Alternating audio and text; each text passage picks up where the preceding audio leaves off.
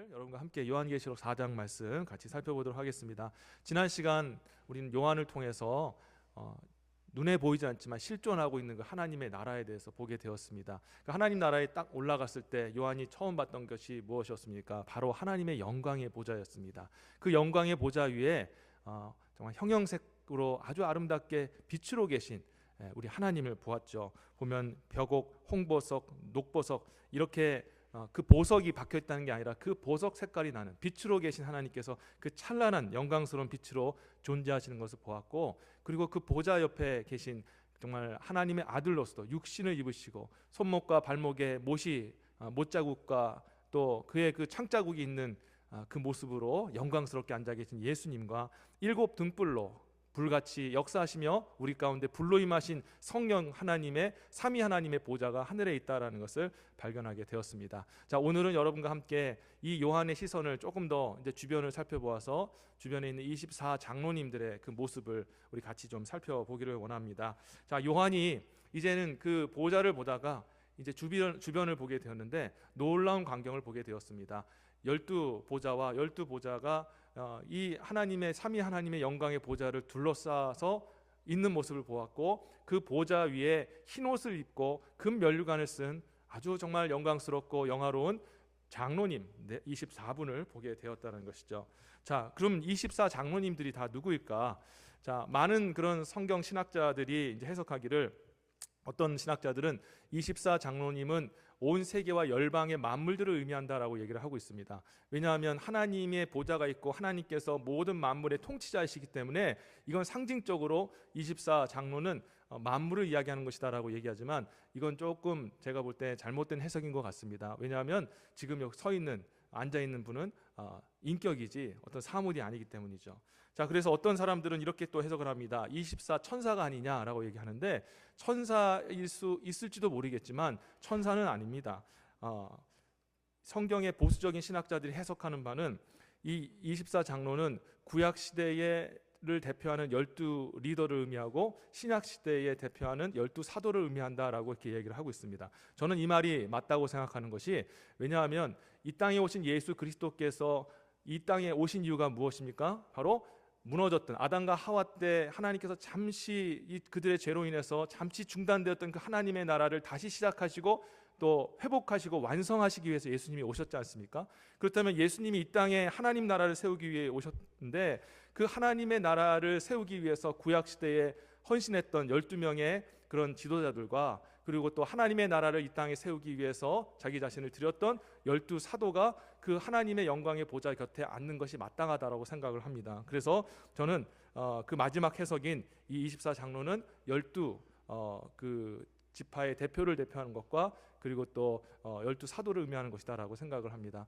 제가 여기서 잠깐 한 가지 말씀을 드리자면, 요한계시록에 대한 해석은 상징이기 때문에 어느 것이 딱 맞다라고 그렇게 우리가 단정해서 말씀을 드릴 수는 없습니다. 하늘에 올라가 봐야 이제 우리는 거기에 대해서 이제 알 수가 있습니다. 사도 바울도 지금은 우리가 정말 거울을 보는 것 같이 흐릿하나, 아니 거울로 보는데 왜 흐릿합니까? 하니까 그 당시 거울은 구리 거울이라서 거울을 봐도 잘 흐릿하게 보였습니다. 그런데 사도 바울이 그때 하나님 나라 올라가게 되면 우리가 얼굴과 얼굴을 맞댄 것처럼 그때 직접 봐서 알게 된다 하면서, 지금은 조금 흐릿하게 알지 모르겠지만 그러나 우리가 앞으로 선명하게 볼 것을 가지고 나아가자라고 이렇게 이야기를 했습니다. 그런 입장에서 본다면 요한계시록도 어느 부분 우리가 해석에 그런 차이가 있다고 생각하는데, 그런데 우리가 어떤 그 해석을 잡는 게 중요하냐? 성경에 의해서 서포트가 되어지고 성경에 대해서 증명이 되어지고, 그리고 우리 인간들이 납득할 수 있는 그런 수준에서 말씀이 우리가 풀어질 때 우리는 그것을 받아들일 수가 있는 겁니다. 왜냐하면 하나님의 말씀은 어린아이도 다 읽어도 이해할 수 있도록 하나님께서 우리 인간들에게 맞춰주신 말씀이기 때문에 그렇습니다. 그래서 우리는 제가 말씀드린 것 같이 이 12지파와 12사도를 의미하는 것이다 라는 것이 맞다고 생각하고 제가 말씀을 드리겠습니다. 자, 그런데요, 이렇게 이 12 장로님들이 계신데, 이 장로님들의 모습을 보니까 하얀색 옷을 입고 그리고 머리에는 금 면류관을 썼다라고 얘기를 하고 있습니다. 아니, 하나님 보좌 곁에 있으니까 그 정도는 하겠지라고 생각할지 모르겠지만 그게 아니라는 것입니다. 여러분, 하얀색 옷을 입었다라는 것이 무엇을 의미하는 걸까요? 하얗다라는 것은 성경에서 보면 희다라는 의미는 거룩하다, 성결하다, 죄가 없다, 온전하다, 완전하다라는 의미를 가지고 있습니다. 그러니까 지금 24 장로들께서 지금 이렇게 앉아 계신데 아주 완전하고 성결하고 죄 없는 모습으로 서 있다는 것입니다. 자, 그러면은 그분들은 원래부터 그런 분이셨을까? 24 장로들이 처음부터 아예 때도 묻지 않고 정말 거룩한 상태로 존재했던 분이니까 그건 아니라는 거죠. 왜냐하면 그분들도 분명히 이 땅에서 죄악된 세상에서 죄를 가지고 원죄를 가지고 태어난 죄인의 한 사람이었으나, 그러나 결국에는 하나님께 택하심을 받고 인정받아서 하나님 보좌 가장 가까운 지근에서 하나님을 영화롭게 모실 수 있는 그런 존재로 이렇게 서 있게 되었다는 겁니다. 여러분, 이 모습을 우리가 보면서 그분들은 그분들이지 우리랑 상관없어 라고 생각하지 말게 되시기를 바라겠습니다. 왜냐하면 깨끗함을 입게 되어지는 것, 다시 말해 우리 안에 있는 이 죄와 더러움과 악의 그 더러운 옷을 벗어내고 깨끗하게 빨 수 있는 것은 우리 힘으로 하는 것이 아니라 바로 하나님 아버지와 성자 예수와 성령 하나님의 은혜로 되는 것인 줄 믿으시길 주의 이름으로 축원합니다. 하나님의 은혜로, 삼위 하나님의 은혜로 말미암아 우리가 죄 용서함을 받고 깨끗함을 입기 때문에 우리도 이 24 장로님을 보면서 소망을 가질 수가 있는 겁니다. 실제로 보면은 성경 말씀에 보면은 요한계시록 7장 9절에 보면 이런 말씀이 기록되어 있습니다. 이 일 후에 내가 보니 각 나라와 족속과 백성과 방언에서 아무라도 능히 셀 수 없는 큰 무리가 흰 옷을 입고 손에 종려나무 가지를 들고 보좌 앞과 어린 양 앞에 서서라고 기록되어 있어요. 그러니까 우리들도, 저와 여러분들도 하나님 앞에 설 때 흰 옷 입고 하나님 앞에 서게 되는 줄 믿으시기를 주의 이름으로 축원합니다. 정말 왜냐하면 다시 한번 말씀드리지만 우리의 죄 용서함을 받는 것, 우리 악이 우리 안에서 사라지게 되어지는 것은 우리 노력으로 되는 게 아니라, 우리의 어떤 선한 본질이 그렇게 만들어지는 것이 아니라 오직 하나님의 은혜로 말미암아 예수 그리스도의 십자가의 보혈로 말미암아 이루어지는 일이기 때문인 줄 믿습니다. 여러분, 우리의 옷이 더러워진 옷이 깨끗해진다는 것이 어떤 의미일까요? 그것을 알기 위해서는 출애굽기 12장 13절 말씀을 우리 살펴보면 알 수 있는데, 잠깐 한번 읽어보겠습니다. 내가 애굽 땅을 칠 때에 그 피가 너희의 거하는 집에 있어서 너희를 위하여 표적이 될지라. 내가 그 피를 볼 때에 너희를 넘어가리니 재앙이 너희에게서 내려 멸하지 아니하리라 라고 기록되어 있습니다. 자, 이 말씀은 어떤 말씀인지 여러분 다 아시죠? 하나님께서 이스라엘 백성들을 애굽 땅에서 건져내실 때에, 그때에 애굽 왕 바로가 이스라엘 백성들을 내놓지 않았습니다. 그래서 10가지 재앙을 쏟아 부으시면서 이제 바로가 이제 드디어는 이제 하나님 앞에 내어놓으려고 하는데 마지막까지 붙잡고 있어서 하나님께서 그날 밤에 뭐라고 얘기하셨냐면, 내가 애굽 땅에 있는 모든 장자, 그 모든 사람들 가정에 있는 장자들의 생명을 칠 것이고, 그리고 심지어는 너희들 가운데 있는 그 가축의 첫 새끼까지 다 내가 생명을 거둘 것이다. 그리할 때 바로가 너희를 놓아주리라라고 말씀하신 겁니다. 그런데 우리가 성경을 읽어보면은 이 하나님의 그 장자를 치는 그 심판이 애굽 사람뿐만 아니라 모든 이스라엘 백성들에게도 함께 적용됐다는 말씀입니다. 온 애굽 땅에, 애굽인들만 하지 아니하고 온 애굽 땅에 살고 있는 너희들마저도 실은 심판의 대상이다라고 얘기하고 계신 거죠. 그런데 하나님께서 오직 이스라엘, 선택하신 이스라엘 백성들을 살려주실 기회를 주지 않으셨습니까? 뭐라고 살려주셨습니까? 너희가 그날 밤에 내가 내 사자를 보낼 때에 어린 양을 잡아다가 그 어린 양의 피를 문 설주와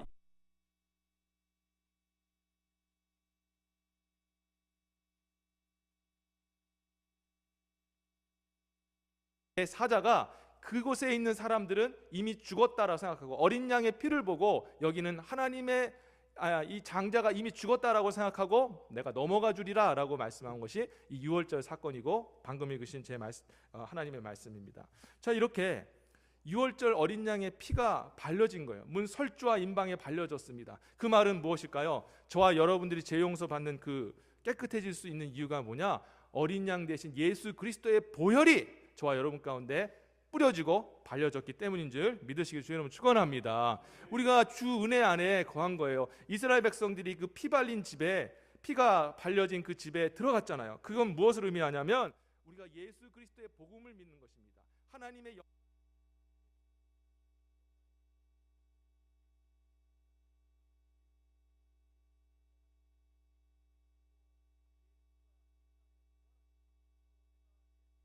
예수의 부활을 믿는다면 나도 죄 용서함 받고 그리고 부활하여 하나님 나라에 갈 수 있다라는 것이 복음 아닙니까? 이 복음을 믿는다는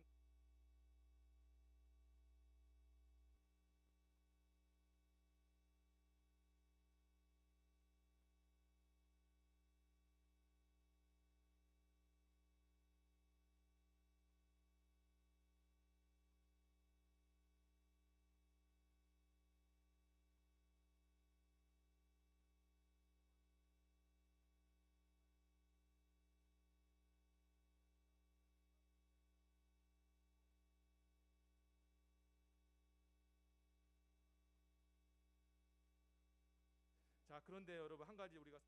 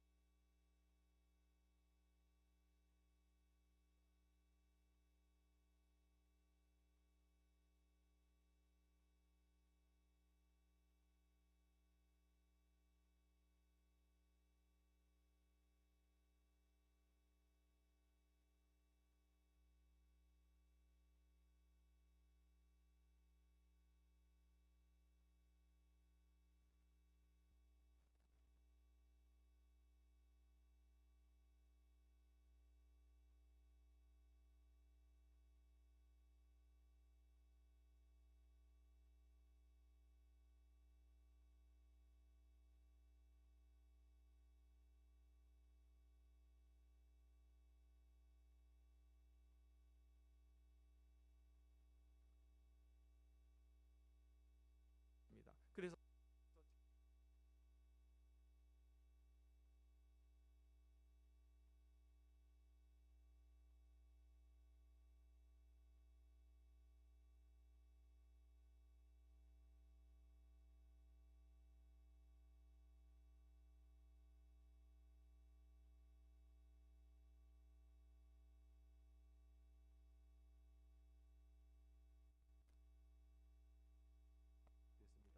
내가 보니까 너희 교회가 다 거반 죽었는데 그럼에도 몇몇이 살아서 흰옷을 입고 있다. 이게 무슨 말일까요? 흰옷을 입었다라는 것은 믿음을 붙잡고 살고 있다. 그 정말 영적으로 무뎌지고 또 그렇게 딱딱해진 그런 상황 속에서도 하나님을 붙들고 믿음으로 살기 위해서 애쓰는 자가 있다. 이런 말씀을 하시면서 그들이 어떻게 되어 있냐 얘기하시니까 흰옷을 입고 나와 함께 다닌다라고 얘기하고 있어요. 자, 그러면 우리가 이 말씀을 통해서 사대교회 하신 말씀을 통해 무엇을 할 수 있느냐? 우리가 하나님의 은혜로 흰옷을 입었지만 우리가 사는 그 동안에는 그 흰옷이 더럽히지 않도록 우리가 스스로 보호하고 지키는 일은 우리가 해야 된다는 것을 우리가 기억해야 된다는 것입니다. 성도 여러분, 예수님의 은혜로 말미암아 성령의 은혜로 말미암아 우리가 죄 용서함을 받았습니다. 그리고 우리가 주님 앞에 서게 되는 날 우리는 마지막 때 하나님의 은혜로 완전하게 거룩해지고 성결한 모습으로, 다시 말해 영화로운 모습으로 변화되어서 천국에 들어갑니다. 그러니까 구원의 처음과 끝, 그리고 죄 용서함의 처음과 그리고 끝과 성결함의 처음과 끝, 이 거룩함의 첫과 끝이 다 하나님의 은혜로 되어지는 겁니다. 하지만 중요한 것은 우리가 살아가는 동안에 주님께서 주신 그 흰옷을 더럽히지 않기 위해서 힘쓰고 애쓰는 일은 저와 여러분이 해야 된다는 겁니다. 여러분, 이단들이 있는데요, 많은 이단들 중에서 특별히 여러분들이 조심해야 될 이단이 바로 구원파 이단입니다. 이 구원파 이단들은 뭐라고 얘기하냐면 당신 언제 구원받은지 압니까? 라고 얘기합니다. 그렇게 물어보면 대부분 답을 못하죠. 구원을 내가 언제 받았지? 세례받은 날이 구원받은 날인가? 막 그러면서 우리에게 다가옵니다. 자, 구원받은 날을 모르니까, 구원에 대한 확신을 모르니까 당신은 구원받은 게 아니야 하면서 구원을 받으라고 얘기합니다. 근데 여기까지는 들을 때 그렇구나, 내가 구원의 확신이 없구나 하고 구원의 확신을 가져야지 생각할 수 있는데, 이 사람들이 자기들의 그 교회로 끌고 와서 뭐 세례를 주던 뭘 교육을 시키던 해서 당신 구원받았으면 믿습니까? 하고 그렇게 구원을 확인해 줘요. 그때 이제 아마 저는 이제 구원을 받았으면 이제 확신합니다 얘기하자. 근데 이 구원파들이 여기까지는 좋아요. 근데 뭐라고 얘기하냐면 당신이 구원받았으니까 이제 앞으로 구원받은 하나님, 구원해 주신 하나님은 당신의 과거의 죄, 지금 짓고 있는 죄, 모든 미래의 죄까지 다 용서했으니 다시는 회개할 필요 없습니다. 그냥 여러분들이 알아서 여러분 뜻대로 살아도 한 번 주신 그 구원은 뺏어가지 않기 때문에 그냥 살아도 괜찮습니다. 회개 없이 살아도 괜찮습니다. 거룩함을 위해서 애쓰지 않아도 괜찮습니다 라고 이런 식으로 가르치는 거예요. 이거 잘못된 거 아닙니까? 분명히 오늘 예수님의 말씀을 통해서도 알 수 있고요, 오늘 본문에 나와 있는 이 24 장로님의 모습을 통해 알 수 있습니다. 왜 알 수 있냐면 잘 들어보세요. 지금 보면 흰옷을 입으셨는데 흰옷 입은 그 장로님들이 머리에 면류관을 썼다라고 기억이 되어 있습니다. 근데 이 면류관은요, 성경 본문을 보면은 우리가 면류관이 두 종류가 있는데 첫 번째 왕들이 쓰는 면류관이 있어요. 이거를 헬라어로 다이아뎀이라고 얘기하는데 이 왕들이 쓰는 면류관은 그냥 받는 겁니다. 내가 왕의 아들이라는 이유로, 왕족이라는 이유로 그냥 주어지는 거예요. 예. 그런데 지금 오늘 본문에 쓰여진 그 장로님들이 쓰셨던 그 면류관은 무엇이냐? 운동선수가 모든 역량을 쏟아부어서 경기에 임하여 마침내 최종 승리자, 우승자가 되어질 때 주어지는 금면류관, 스테파노스라고 하는 헬라어인데, 스테파노스라는 그 면류관을 쓰고 있다는 거예요.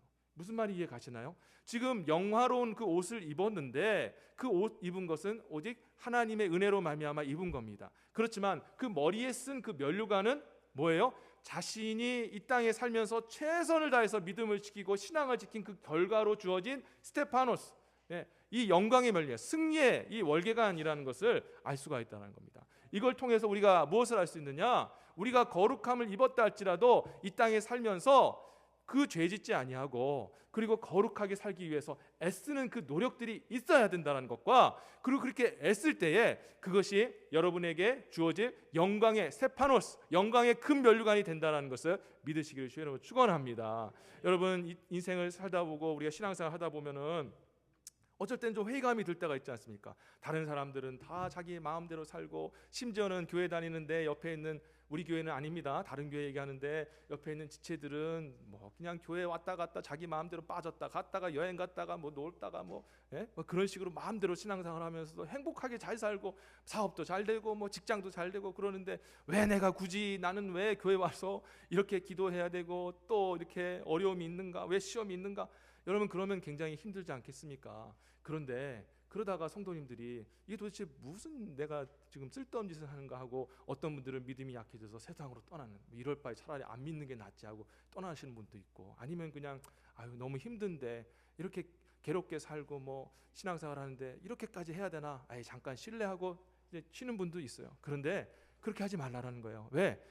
다른 사람들은 인정 안 할지 모르겠지만 우리 하나님은 인정해 주신다는 것입니다. 하나님께서는 여러분들이 마음으로 갈등하고 그냥 할 수 있는데, 내가 신앙인이고 믿음이 있기 때문에 안 하는 거, 포기하는 것, 그리고 더 정말 막 다른 것들로 내 마음을 채울 수 있고 내 기쁨을 추구할 수 있는데, 오직 하나님 안에서 말씀으로 살려고 하고 믿음으로 살려고 하고 또 주를 위해서 내가 포기하고 내려놓는 그런 삶들, 사람들이 볼 때는 미련한 거, 그 쓸데없는 짓을 왜 하냐라고 얘기할지 모르지만, 오늘 보니까 그 영광의 24 장로님들 머리에 그 월계관이 스테파노스, 바로 열심히 최선을 다해서 주어질 때 승리자에게 주어지는 그 월계관이라는 것을 통해서 우리가 그것이 쓸데없는 것이 절대 아니다라는 것을 알게 되었다는 것입니다. 성도 여러분, 여러분의 신앙의 그런 몸부림이 하늘의 상급이 되는 줄 믿으시기 주의 이름으로 축원합니다. 그 어떤 사람이 뭐라 한다 할지라도 여러분이 믿음으로 살고자 내적으로 갈등하고 또 손해보고 하는 것들을 주님께서는 다 생명책에 기록하셔서 마지막 여러분의 머리 위에 쓰여주실 줄 믿으시기를 주의 이름으로 축원합니다.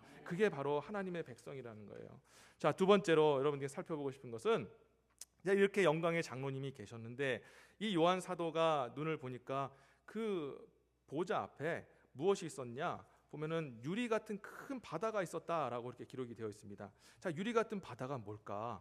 자, 유리 같은 바다, 혹시 여러분들께서 뭐 바닷가나 아니면 혹시 비행기를 타고 한번 그런 광경을 보셨는지 모르겠습니다. 아주 맑은 날씨에 바닷가에 한 10시나 11시쯤 해가 이제 중천에 뜨려고 하는 그때에 쫙 그 햇볕이 비치면서 그 바닷가가 그 햇볕에 반짝반짝 빛나며 마치 정말 그 유리 조각이 햇볕에 비치는 것처럼 정말 청명하게 아름답게 비치는 모습 혹시 본 적 있지 않습니까? 그런 모습을 보면 참 마음이 참 힐링이 되고 위로가 되잖아요. 근데 지금 이 요한이 지금 보고 있는 장면이 그겁니다. 하나님의 보좌 앞에 바다가 쫙 펼쳐졌는데 무한히 넓은 그 바다 속에 하나님의 그 영광의 빛이 그 바다에 비추니까 마치 그 유리가루에 빛이 비추는 것처럼 바짝바짝 빛나면서 정말 온 세계가 그 넓게 그 바다가 펼쳐진 상황 속에서 뭐 하나님의 평화와 또 하나님의 은혜가 막 폭포수 같은 감동으로 느껴지는 겁니다. 자, 그런데 이게 무엇을 의미하느냐? 하나님께서 광대하시고 위대하신 하나님이라는 것을 반증하는 말씀이라는 거예요. 하나님은요, 밑에 땅에 계신 분이 아니라 하늘에 계시고 그리고 온 우주에 계신 광대하시고 위대하신 하나님인 줄 믿으시기를 주님으로 축원합니다. 여러분, 우리가 하나님을 오해할 때가 있어요. 하나님은 우리 생각에 갇히시는 하나님, 우리의 이 환경과 여건에 속해 있는 하나님이라고 생각합니다. 그래서 우리 하나님 믿을 때 내가 환경이 좀 좋고 가능성이 있으면 하나님 역사할 것 같고, 내가 만약에 어려움이 있고 문제가 생기는데 도저히 아무리 생각해봐도 여기 소망이 없어요. 그러면 하나님 역사하지 않는 것 같고, 예? 이런 식으로 우리가 하나님을 바라보는데, 죄송한 말씀이지만 그거는 하나님이 아닙니다. 우리 하나님은 전지전능하신 하나님이시며 온 땅과 열방과 우주를 만드신, 정확하게 말씀드리자면 우주도 감당할 수 없는, 우주도 담을 수 없는 가장 크고 위대하신 분이 우리가 섬기는 하나님인 줄 믿으시기를 주의 이름으로 축원합니다. 이스라엘 백성들의 그 리더들이 이제 시내산에서 하나님의 율법을 받고 모세와 아론과 그 아들들과 70명의 장로님들이 하나님께서 허락하셔서 시내산에 갔어요. 그래서 내가 너와 시내산 언약을 맺고 그리고 화평하자 하면서 하나님께서 특별히 그들에게 화목 제물을 같이 먹으면서 주님과 교제할 수 있는 은혜를 주셨어요. 자, 그랬는데 그때에 그들이 봤던 게 뭐냐? 보니까 출애굽기 24장 10절 말씀 제가 읽어볼게요. 이스라엘 하나님을 보니 그 발 아래는 청옥을 편듯이 하늘같이 청명하더라. 그들이 봤던 것은요, 광대하게 펼쳐진 그 하나님의 그 창조하신 그 땅, 그리고 그곳에 구름이 쫙 퍼져 있으며 정말 그 청옥과 같이 정말 아름다워진 그 하나님의 그 광대하신 창조물 피조물 세계를 보게 된 겁니다. 그랬을 때 이 70인의 장로들과 함께했던 사람들이 뭘 느꼈겠습니까? 아, 우리 하나님 위대하신 하나님, 우리 하나님 크신 하나님, 우리의 그 하나님은 우주의 하나님이라는 것을 고백하지 않았겠느냐라는 것이죠. 성도 여러분, 우리 하나님은 그렇게 크신 하나님인 줄 믿으시기를 바랍니다. 십계명의 두 번째 계명이 보면, 너는 너를 위하여 새긴 우상을 만들지 말라 말씀하셨어요. 왜 우상을 만들지 말라고 했을까? 첫 번째는 하나님이 영이시기 때문에 사람 손으로 만든 것에 하나님이 제약이 될 수 없다는 것을 얘기하는 것이고, 우상을 만들지 말라는 것은 나 여호와는, 스스로 존재하는 자인 나 여호와는 우주를 덮고도 남는 광대한 하나님이다라는 것을 선포하신 것입니다. 성도 여러분, 그래서 저와 여러분들은 이제 어떻게 살아야 되느냐? 진짜 하나님, 우리가 환경과 여건에 매이는 하나님, 내 생각에 갇히는 하나님이 아니라 내 생각을 뛰어넘고 환경과 여건과 모든 사건들을 뛰어넘으시는 광대하신 하나님, 위대하신 하나님, 전능하신 하나님으로 다시 여러분들이 하나님을 다시 맡게 되시기를 주여는 축원합니다. 그 마음을 가지고 살아가면 우리는 모든 것을 주님께 맡길 수가 있는 겁니다. 하나님께서 저와 여러분들에게 특권을 주셨지 않습니까? 로마서 8장 15절 말씀입니다. 너희는 다시 무서워하는 종의 영을 받지 아니하였고 양자의 영을 받았으므로 아바 아버지로 부르짖느니라. 아멘. 하나님이요, 그 우주의 하나님이, 전능하신 하나님이 저와 여러분들에게 내가 너희에게 특권을 주겠다, 너희가 나를 아버지라고 부를 수 있는 특권을 주겠다 말씀하셨어요. 이 말은 뭐냐? 내가 너희 아버지가 될 것이고 전능한 하나님으로서, 온 우주의 하나님으로서 너희를 도와주고 너희를 세워주고 너희를 이끌어줄 것이다 라는 주님의 약속이 아닙니까? 여러분, 그래서 우리는 이 하나님을 믿어야 되는 것입니다. 하나님은 없는 것에서도 가능하게 하시는 분인 줄 믿으시기를 바랍니다. 하나님께서는 무에서 유를 만드시고 불가능을 가능으로 만드시는 하나님, 심지어 죽은 자도 다시 살리시는 겁니다. 하나님 앞에서는 죽고 사는 문제가 아무 문제가 되지 않습니다. 우리 하나님은 전능하신 하나님이시기 때문이죠. 여러분의 인생에 크고 작은 문제들이 있습니다. 도저히 우리가 생각할 때 해결되지 않는, 이게 가능할 것인가? 이게 어떻게 이런 환경 속에서 어떻게 소망이 주어질 것인가? 라는 그런 마음이 들 수도 있을지도 모르겠습니다. 우리 인간의 관점으로는 그렇게 보일 수 있죠. 그러나 우리 인간 말고 우리가 하나님을 믿잖아요. 그 전능하신 위대하신 하나님 믿기에 우리는 믿음을 가지고 하나님의 시선으로 우리의 세상을 바라보고 우리의 환경과 여건을 바라봐야 될 줄 믿습니다. 그러면 우리 전능하신 하나님께서 저와 여러분에게 함께하여 주셔서 정말로 하나님의 살아계심을 나타내 보이실 줄 믿습니다. 주님께서 출애굽할 때 이스라엘 백성들에게 말씀하셨잖아요. 너희는 가만히 있어, 주가 하나님됨을 알지어다. 아멘. 너희는 가만히 있어, 주가 하나님이라는 것을, 전능하신 하나님이라는 것을 알게 될 것이다. 그렇게 알게 하겠다라고 말씀해 주셨다는 거예요. 하나님의 저와 여러분을 향한 목적은 하나님이 전능하신 하나님이실 증거하고, 그것을 통해서 모든 백성이 하나님을 높이 찬양하고 경외하기를 원하시는 것, 그게 바로 하나님의 저와 여러분을 향한 계획이고 뜻인 줄 믿으시길 바랍니다. 그렇기 때문에 여러분, 두려워하지 마십시오. 저도 때로는 연약하고 부족한 것들 때문에 정말 또 낙심하고 그럴 때가 있지만 다시 주님 앞에 나옵니다. 인간이기 때문에 그런 마음이 안 들 수는 없지만 다시 기도의 자리에 나와서 주님을 붙잡습니다. 그럴 때마다 하나님이 힘주시고 다시 일으켜 세워주심을 경험합니다. 여러분들도 똑같이 전능하신 하나님을 의지하여서 승리하시고 다시 회복하시고 다시 소망을 갖게 되시는 저와 여러분 되시기를 주 예수 이름으로 축원합니다. 자, 이제 말씀을 맺겠습니다.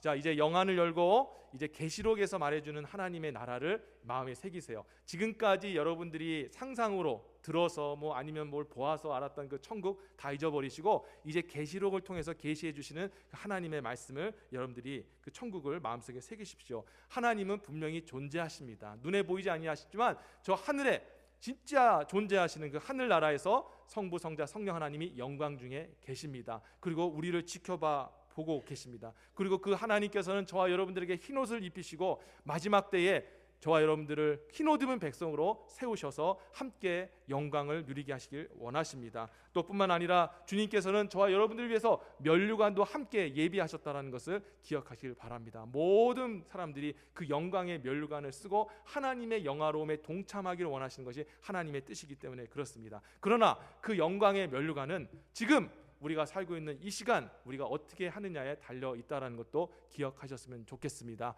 왜냐하면 그 모든 면류관은 바로 승리자에게 주시는 영광의 승리의 월계관이기 때문입니다. 저는 우리 모든 시온제일교회 성도님들이 주님 앞에 섰을 때에 단 한 사람도 예외 없이 다 승리의 면류관을 다 머리에 쓰고 하나님 앞에 영광으로 나아가게 되시는 저와 여러분 되시기를 주의 이름으로 축원합니다. 아멘. 자, 우리 함께 같이 말씀을 붙들고 기도하며 나가겠습니다. 여러분, 우리 흰옷을 입었습니다. 그러나 그 흰옷 입었다 할지라도 더럽히지 않는 것은 하나님께서 우리에게 맡기신 사명입니다. 우리가 거룩하게 살기 위해 애쓰고 세상과 타협하지 않기 위해서 또 우리가 힘쓰는 것, 이런 것들이 결국 하나님께 영광이 되어지고 우리에게 면류관이 되어진다는 것, 절대 헛된 일이 아니라는 것을 여러분 기억하시고 다시 한번 주님 앞에, 주님, 세상 사람이 뭐라 한다 할지라도 나는 믿음을 지키겠습니다. 그 어떤 사람이 뭐라 나에게 실망되는 말을 한다 할지라도 나는 광대하신 그 하나님 바라보며 소망하며 나가겠습니다. 우리 시간에 다시 한번 이 말씀을 붙들고 기도하며 나가도록 하겠습니다.